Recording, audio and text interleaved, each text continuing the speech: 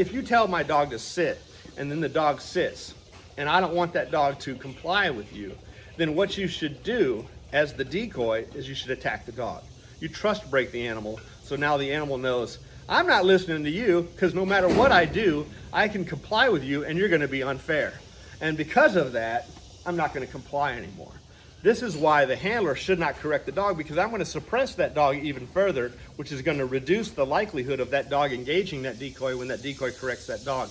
All right? The decoy should be the one that corrects the dog. Now, normally decoys should never correct the handler's dog. Normally, the handler should correct the dog always, and the decoy should only be an opponent. However, when you're training personal protection, corrections come from the decoy, not for obedience, but for aggression, okay? And so if that dog sits, you need to show that dog like if I say sit, the dog should sit. If I say stay, the dog should stay, unless the person attacks me. If the person attacks me, then the dog should engage. You might say, well, if you didn't give the command, the dog shouldn't engage at all. That's not true, because what if I got hit in the head and got knocked out? If I got knocked out, now they could kill me. They could stomp my face into the curb or something along those lines, just beat me to a pulp, and the dog's gonna sit there and stay? I don't think so. So we need the dog to be able to engage when violence occurs. That's what's called the protection work. I will make more effort to demonstrate what protection work is in our future. Hey, Lee Robinson here at American Sentinel K9. I'm gonna talk a little bit about Lee 2.0 and American Sentinel K9 2.0 and the K9 community as a whole. We're going to talk about some of the things that I would like to see in the community. And then also I'm going to discuss a little bit about a nickname that I was given probably 15 years ago. Some people that were not too fond of me called me preacher man guy, the one that wants to preach all the time. Well, the truth of the matter is I'm a sinner just like everybody else. Nobody's perfect.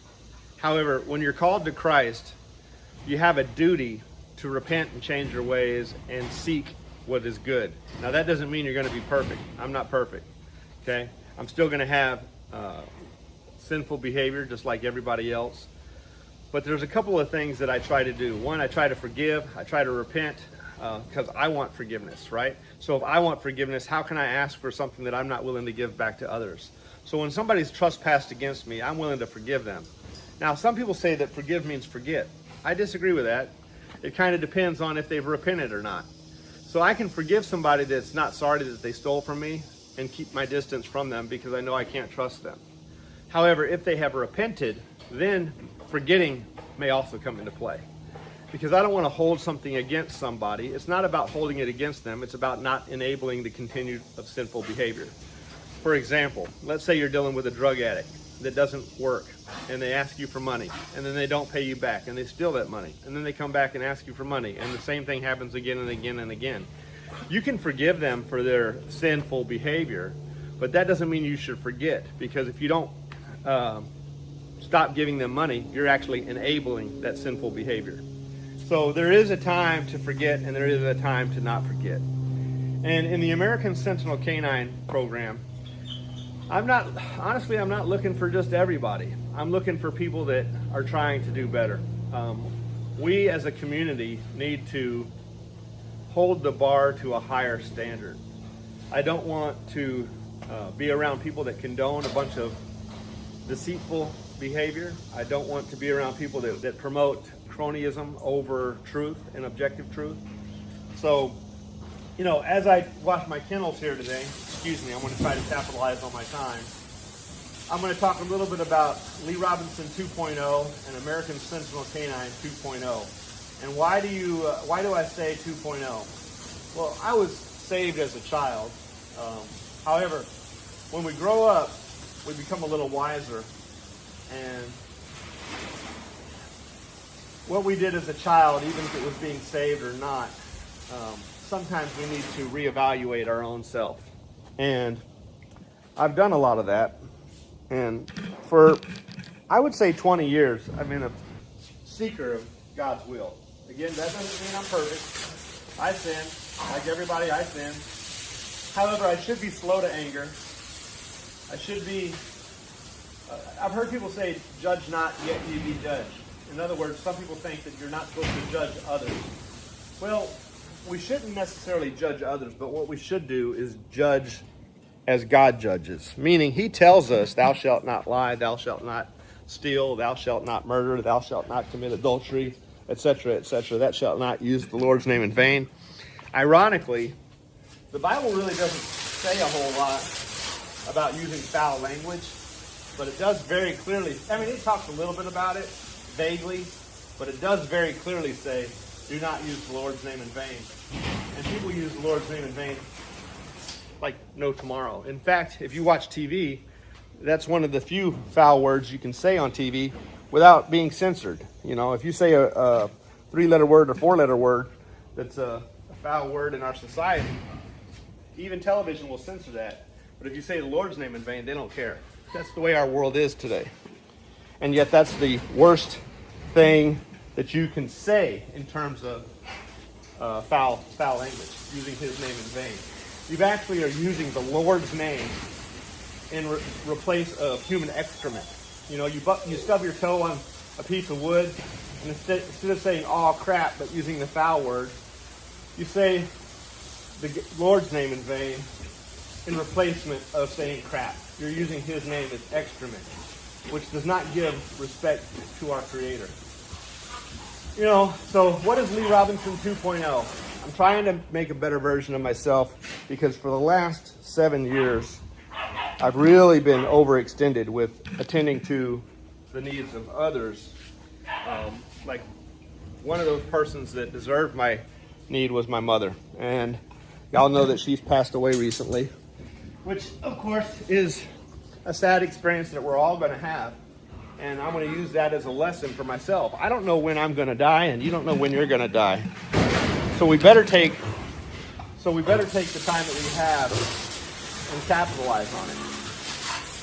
However, in dealing with the loss of my mother, she was ill for a long time, and she asked me to manage some things for her. And while I don't owe other people certain things, I do owe my mother, right? That's my mother. And I also owe God, right? So I'm going to try to do his will and try to honor my mother, because that's another one of the commandments, honor thy mother and father. Well, for the last 7 years, I was just way overextended. And it's time for me to get back to pursuing a little bit of what I want, as long as what I want is within God's will. And so that's what we're going to do. I've oftentimes commented about getting in shape. It's really time for me to do it, and now I have the time to do it. I did a pretty good job a few years ago and got in fairly good shape. But then, right after doing so, boy, it really rained. You ever heard the statement, when it rains, it pours? Well, it was raining the whole time I was getting in shape, but then after I got in shape, it really poured, and things kind of fell apart. For those of you that don't know, this kind of all began in 2018 when I busted my sacral vertebrae and 2 discs in my back when I fell down and on a railroad tie. And after that, then my mom got sick. After that, my wife had cancer. And then after that, my mom got really sick. And that's when she needed help with me keeping various people out of her estate. People that were destroying her property, stealing her property, getting checks out of her when they were supposed to be taking care of her and stuff like that. It's sad that that's the world we live in, but that's just how it is. People were, when she was, bedridden and chair-ridden, people were going in her wallet, getting her credit cards, so we had to stop all that. But they stole a lot from her, and all the time that was involved in that, because part of her life savings and whatnot was accessible to these people. And when I found out about it, of course, we put an end to that. But regardless of that, that's over with. And I don't know when I'm going to die, and you don't know when you're going to die. We could get hit by a vehicle any day, or have an accident any day. My wife, like I said, had cancer. Nothing of her doing, that's just the way it worked in God's plan. Fortunately, she recovered. But dealing with a lot of the estate stuff, we just weren't able to do the training that we needed to do, and now it's time for beast mode. Time to get rid of this gut. Time to work these dogs like we did for the first 19 years. Time to raise the bar to a level that we've never had it at. And we did some good stuff back from 2000 to 2015 or 2017. But after I busted my back, it really did slow down. And it's time to get it back. I'm gonna get it back. Unless God has other plans, right? I can only do what God blesses me to do. And one of the things that I would like to see in our community is, it's disgusting to see people stay online all day long and just bash other people. It's easy to do. You know, you sit on your computer and in the comfort of your air conditioner because you don't want to get out and do some work. It's easy to do, but I tell you, I'm just not online much anymore. The last several weeks since my mom passed, I've been working 12 and 14-hour days, covered in sweat in 100-degree weather, trying to get caught up on things that I needed to do. And I see these people when I drink a cup of coffee or go in and have something to eat or shower and get ready for to end the day. I see these people online all day long. You know, at 6 o'clock in the morning when I'm having a cup of coffee, they're there. At 10 o'clock at night when I am winding down for the day, they're there. And if I go inside at lunch, they're there. Comments made to me that I haven't looked at in several hours because I'm working. And they're arguing over stuff that is just, it really shows that some people need to get out in the trenches. You know, all these experts online throwing your life away. When you're, if you live to be 80 or 90 or 100 years old, 100 is only 36,500 days, y'all. 36,500 days is all we get. If you live to be 90, that's about 33,000 days. Don't waste your time arguing with people that you never met. People that you don't care what they think of you. You're just wasting your time arguing with it might as well be a bot, y'all. It might as well be a bot. They have no impact on your life. Stop arguing with people, especially people that don't know what they're talking about. There's so many experts, fake experts, not real ones, that stay on the computer with these super strong opinions, but they've never done anything. I've oftentimes said my teachers are people that can do or explain what I cannot do or explain. On the internet, people are getting advice from people that can't do anything and they can't realistically explain it. They can say some stuff that makes some sense, but it's wrong. And the people that know better know it's wrong, but the people that don't know better think it makes sense. I saw a guy the other day say, how do you keep your dog from listening to the decoy? Well, right there, the key word, he said decoy. He didn't say agitator. All right. When you're doing protection work, you have an agitator. When you're doing sport work, you have a decoy or a helper. And sport work is based off of prey drive. Protection work, you can have a prey-driven dog and do protection work, but you need some defense in it. Okay, you're going to need some fight instinct if you want a real good dog. When the bear breaks into the wolf den, the wolf does not listen to the bear. And if you come in my house, then you're a welcome guest, and we're all getting fine, doing fine and dandy, respecting one another, maybe having dinner or cooking out, and the dog's coming over to you and it's wanting a hot dog. You might be able to, if I have a social animal, tell the dog to sit and give the dog a hot dog or whatever because it's working for a treat, and the dog's it reads my body language. It knows that I'm cool with you. But if we get into a altercation, I don't care if it's in my house, and it doesn't matter if you already gave the dog a treat. At that point, when we're in an altercation, my dog is now going to see you as the bear. You're the threat. And because of that, it's not going to listen to you anymore. The dog, just like when some Malinois and German Shepherds and Rottweilers and Shar-Peis and Chow Chows, you give them a harsh correction, they might come up the leash and attack you because you've been unfair. Well, our dogs aren't going to do that. They're submissive to us. But you know what they're not submissive to? A stranger. And even if you quote-unquote befriended that dog for just a few minutes because you were over for dinner, that dog's not going to listen to you. When you trust broke that dog because you got into an altercation with me, you've also trust broke that dog itself. You know, and I was telling them, the way you get a dog to not listen to a stranger is, one, you get a dog that has the right genetics. Two, you train it So the dog does not acknowledge that person as a pack member. And say, you're not somebody to be giving me commands. Just like if some stranger walks up to my wife and tells my wife something to do, you know, she doesn't need to be listening to him. He doesn't provide for her. He doesn't protect her. He's just somebody that wants to take advantage of her, right? So why would my wife listen to such a person? Same thing with the dog. The dog should listen to the person who's in charge of the pack or the pack.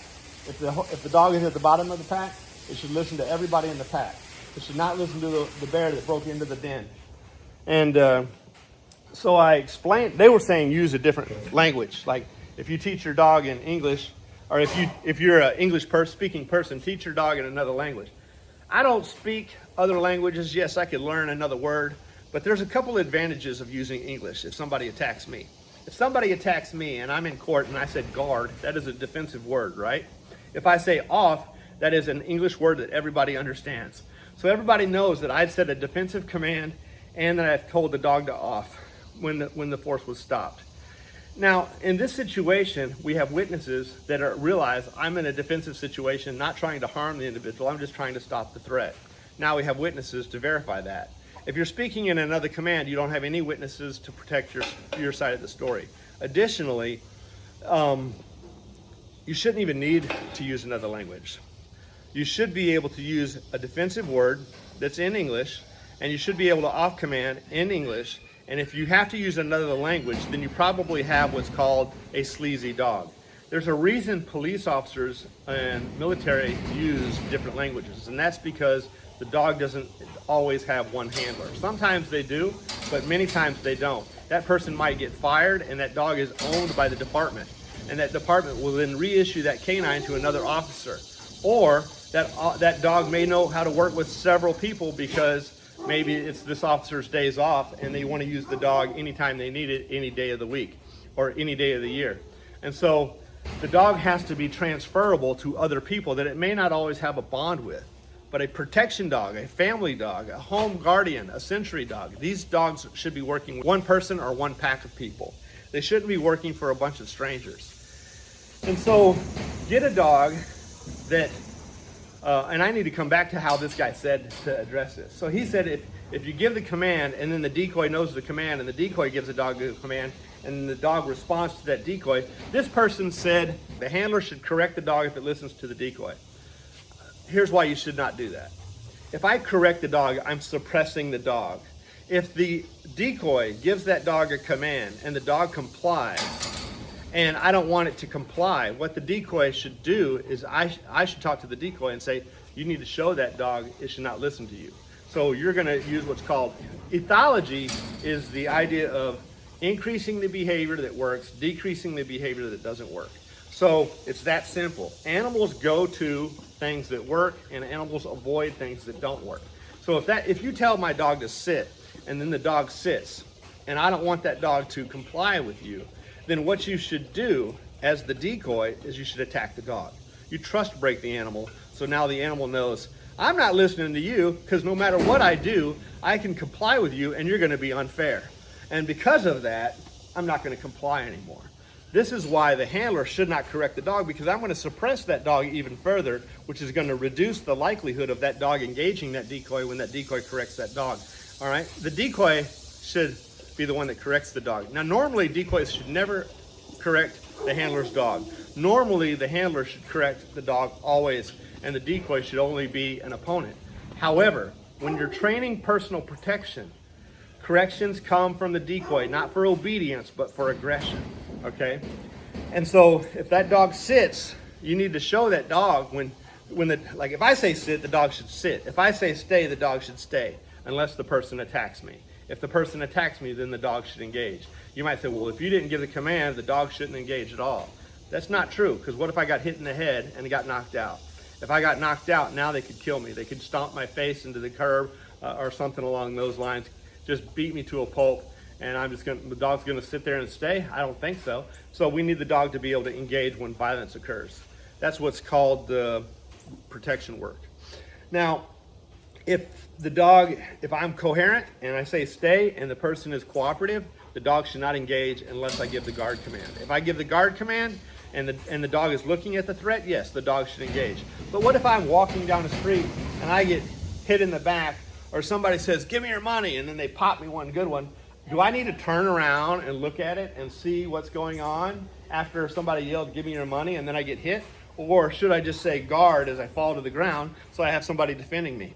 The reason why I mention this is someone said the dog should be looking at the person when you say guard. That's what's called a surprise attack. If you think surprise attacks don't happen, then you need to look at some crime scenes. People are very often attacked when they are not aware of what's going on. So if I say guard, that dog should be able to spin on a dime and look for the threat. All right? Now, the fact that some people don't recognize this is because they just either don't have the experience or they don't have what I call with itness. The ability to be aware of what's going on. They're with it. They know what's going on. With itness. So, some people can't see truth. Some people can. I will make more effort to demonstrate what protection work is in our future. I am considering pursuing some sports for credibility among the canine community. It's not my forte, but it is something that's worth doing, and it does test a dog's drives, confidence, and working ability to a large degree. So there's some good things that come from participating in sports. It also tests not only the dog's genetics of physical ability, mental intuition, mental cognitive skills, the ability to learn. It also is going to test their confidence and their prey drive and nerves and things like that. But it also tests the trainer's knowledge. And one of these trainers that was giving advice on this topic, I know of them going to a protection event, and they were telling people how to do things on the internet. When they went to the event, they were telling people how to do things at the event, and the host of the event said, hey, you know what? You got a couple of dogs, send your dogs, let's see how they perform. And then they put their decoy out there with no equipment because they knew this guy was just talking crap. The guy could not get his dog to engage. The decoy ran the dog, and it took the man 20 minutes to get the dog back. This is not the type of person that you need to be listening to. All right, so the old statement of put up or shut up comes into play. And this is Lee 2.0, American Sentinel 2.0. We're going to come out and demonstrate some of the things that we've been talking about because now we got our time back. It's time for me to focus on me. I'm done taking care of everybody else's problems. No offense intended. As a Christian, I should be able to help other people. A long time ago, a survivalist expert told me one of the biggest mistakes men make in protecting their family is when food is scarce and they're running out of food, they give the food to the women and the children. And I thought, well, what's wrong with that? I mean, that's a noble thing to do. He said, well, when the protector should give the food to the women and children as long as the protector and provider is still healthy and sufficient. But when their nutrition level gets low enough and they're not able to provide or protect anymore, the family is doomed. No matter if you have strong children, they don't know how to provide and protect. No matter if you have strong women, they don't know how to provide and protect. Not like a man does. I'm sure there's some women out there that are going to take offense to that, but they have to also be smart enough to understand that there's a reason men should not be allowed to participate in women's sports. It's because men are stronger, faster, and have higher pain tolerance, right?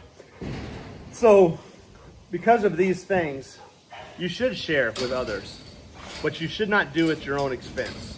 Meaning you can give up something to get rid of fat. You should give up something to get rid of laziness and sleepiness. But when you get to a point that you're getting sick, it's now time for you to take care of yourself. And I would say I've kind of slacked on that the last few years. I've gotten overweight. Yes, I've been overweight before, but I've always tried to keep it a little bit in check. Yes, it's gotten overweight, but never obese, severely obese. And so on that note, it's time for me to get back to where I need to be, because as a provider and protector, I need to make sure that I'm in the best shape that I can be. I'm no longer a 37 or 47-year-old man. I'm 57 years old now. And because of that, it's going to be harder. It doesn't matter. No excuses. I had a dog named Grit 25 years ago, okay? So Grit, if you ever seen the movie True Grit, he was a drunk. He was a dysfunctional person, but when it came time to get the job done, they could rely on him because he had that genetic grit. I think that's important, to have that grit, to do whatever is necessary. I'm finished washing the kennels almost. And the last 2 weeks, every day, it's been 12 and 14-hour days, every day. I'm coming back, y'all, and I'm coming back stronger than ever. Some people say don't tell the people what you're going to do, show them. There's some truth in that. But at the same time, I'd like to see y'all come with me. And right, some of you, not all of you, but I want to see the repented do better. Why? Because I think the way to stop sin is to add a little compulsion to the sinner. Then when they realize this sucks, then maybe they'll repent and change their ways and end up being saved. So it's not for my glory, it's for theirs. Y'all take care and have a blessed day.